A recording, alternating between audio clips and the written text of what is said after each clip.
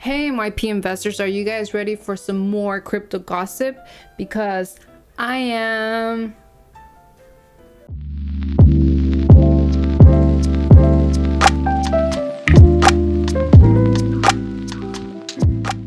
On an article by Yahoo News, they stated that one of the celebrities that has not given up on crypto is Snoop Dogg.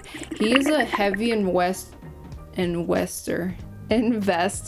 Wall Street stock and also in the crypto space. And two of the main things that he's heavily invested in is Web3 and a lot of NFTs, especially on the side. Now, in the beginning of 2022, Snoop Dogg said that he wanted to turn Death Row Records into an NFT label. Now, for those that don't know, Snoop Dogg ended up purchasing this record label from Blackstone. And in an interview, he said that I know NFTs have a great opportunity to be big in music because sooner or later, labels are going to have to come in. He also partnered with Sandbox and created the Snoopverse. And he said that for every great industry, there is a great downfall.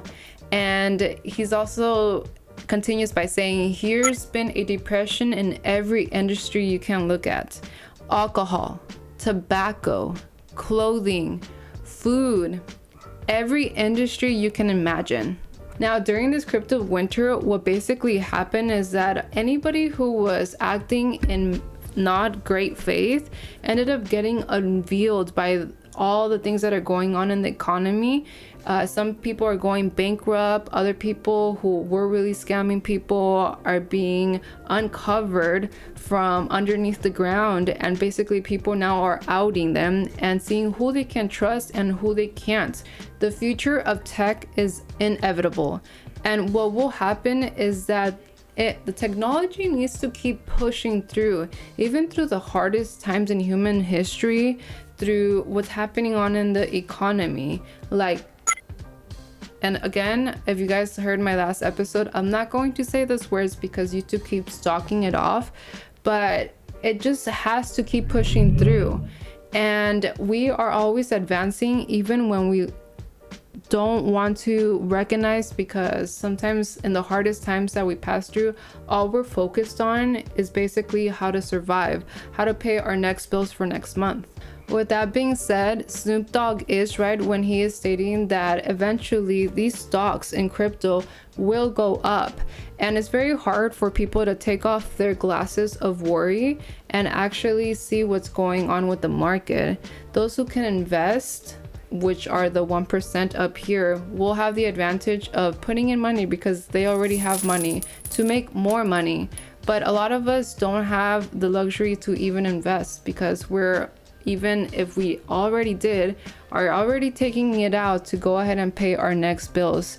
And the money that we're getting right now, income with work or wherever you guys are getting it, is being still used for bills because everything's going up. If you guys can see, especially in California, gasoline prices have almost reached $7.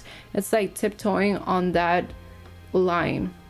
Okay, now secondly, I take this to major offense because I'm invested in crypto and you don't want to believe some of these cases, but you just have to be open to everything that's going on in the market in order not to be affected negatively by it.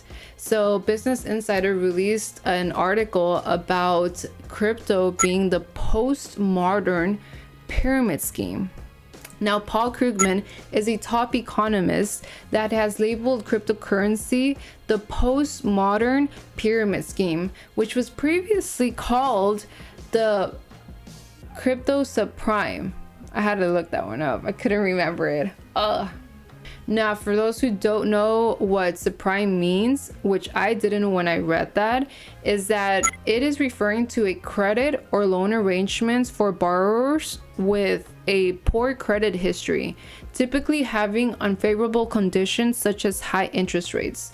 And I said borrowers, so weird. Borrowers. Sorry, I speak two languages and this is not my first language, so it kind of gets mixed in between all that. Now, he says that a lot of these companies used a lot of their cash flow to buy this illusion for investors to come in and invest all their money and become way too big to regulate. He says that this started becoming very apparent when Terra USD collapsed. Now, this shed a lot of light to how vulnerable the market really is. And it was a great hiding place for people who were trying to commit fraud and scammers. Now, this crash is a great opportunity for the government to start regulating it. Now, Joe Biden signed some executive orders for the government to have access to this digital asset already. Now, more in depth, in June, 2 senators introduced the framework of the regulation for the crypto digital asset. Now, my thoughts is that Krugman is already stating the obvious. In the beginning stages of any project, of any business, of any company, of anything, we will encounter problems, and it is up to us or the companies or whoever is starting that project to fix all the problems to make it better. Now, of course, there will be those bad seeds that will try to take advantage and benefit of their greed. For example, even right now, the internet itself, which is in its early stages because the dot-com era was only recently ago, is that there are still, the internet itself is a great platform for scammers and people that are committing fraud to have an audience for themselves, just to pick and choose who's basically next to scam. Scammers just come up with great ways to find loopholes in everything. Now, secondly, we all knew that the government at some point was going to come in and regulate these digital assets at some point, because that's how the world runs. Some people are for it, some people are against it. But hey, if right now we're going through an unregulated phase by the government and it's this bad, maybe regulation isn't that bad after all.